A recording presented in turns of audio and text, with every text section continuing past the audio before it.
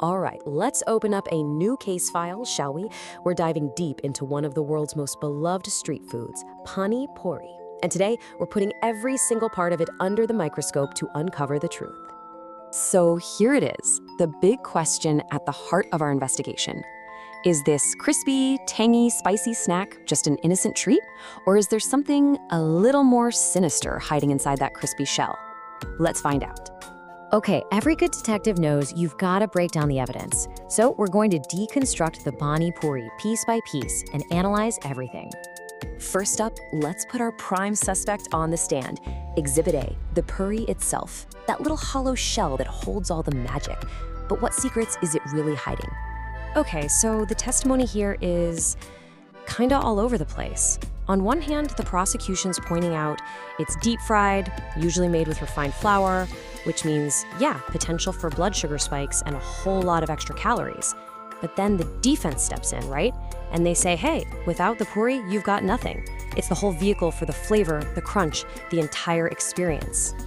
All right, moving on to Exhibit B, the pani, the flavored water. You could say this is the very soul of the dish. And honestly, it might just be the most critical piece of evidence we've got. You know, with any street food, the water quality is, well, it's a huge wild card. See, your gut is like this bustling city of trillions of tiny bacteria. That's your microbiome. And they're all working to keep your digestion running smoothly. But if contaminated water shows up, it can throw that whole delicate balance into total chaos. We're talking bloating, acidity, or even worse, nasty infections. So yeah, where you get your Pani Puri from, it matters a lot. And now for our final piece of physical evidence, Exhibit C, the filling. It looks like a jumble of different ingredients in there, but the real question is, are they suspects or are they allies? And this is where the plot thickens. The filling isn't just empty calories. Turns out we've actually got some powerful allies hiding in there. You've got chana bringing in that gut-friendly fiber. Then you have mint, cumin, and tamarind, which, believe it or not, can actually help with digestion. So hey, there are some genuinely good guys in this mix. So, we've dusted for fingerprints, we've analyzed the physical evidence, but now our investigation needs to take a psychological turn. To really get to the bottom of this, we have to look beyond the food and uncover the motive. Why do we crave Pani Puri so badly in the first place? This is all about that classic gut-brain connection. That sudden, almost desperate craving you get for a Pani Puri, yeah, that starts up here, in your brain. But the consequences, the impact, that all shows up down here, in your gut. And that, my friend, puts you in the hot seat. So, what's your motive? Why are you really reaching for that plate? Figuring that out is the key to cracking this whole case for yourself. Think about it. Are you actually hungry? Or are you just bored, sitting on the couch? Maybe you're stressed out from a long day at work. Just being aware of your why is a huge first step to enjoying it without that side of guilt. Okay, we've examined all the evidence, we've explored the motive, and now it's time for the final verdict in the case of the people versus Pani Puri. And the verdict is, drumroll please, it depends.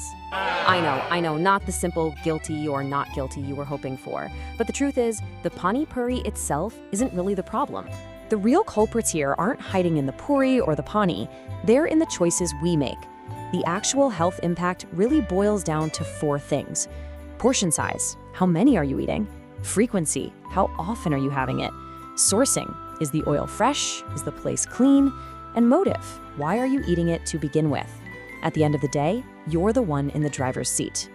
Now that the case is cracked, let's declassify some top secret intel.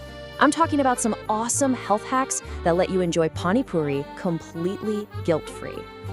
Let me introduce you to the home tweak technique. First, upgrade your puris. Try air frying them for that amazing crunch with way less oil. Step 2, fortify that filling. Throw in some nutritious sprouts along with the chana. Step 3, and this is a big one, secure your water source. Always use clean, filtered water. And finally, take control of the chutney. Go easy on the sweet stuff to cut back on the sugar. See? It's all the fun, just with a much healthier twist. Look, at the end of the day, it's all about balance, right? If, say, 80 to 90% of your meals are healthy and nourishing, that occasional plate of Pani Puri isn't going to derail your entire health journey. You got to look at the big picture. And that brings us to the real bottom line.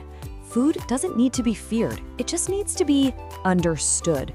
When you actually know what you're eating, and more importantly, why you're eating it, you hold all the power. So go on, enjoy your Pani Puri, but do it consciously. Case closed. This is our Pani Puri series and our effort to bring forward the story and science behind it. We hope you enjoyed the video.